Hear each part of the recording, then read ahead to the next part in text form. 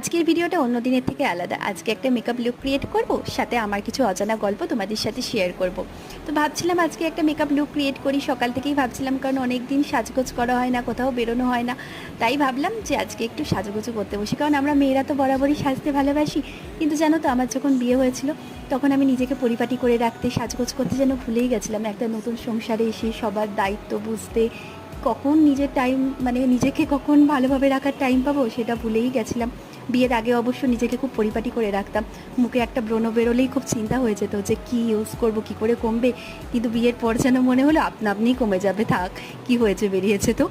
হ্যাঁ, তো কিছুদিন পরে যখন আস্তে আস্তে বুঝলাম যে না, নিজেকে ভালো রাখতে হলে নিজের যত্ন নিতে হবে, নিজের মনকে ভালো রাখতে হবে, আর সেটা নিজেকেই চেষ্টা করতে হবে।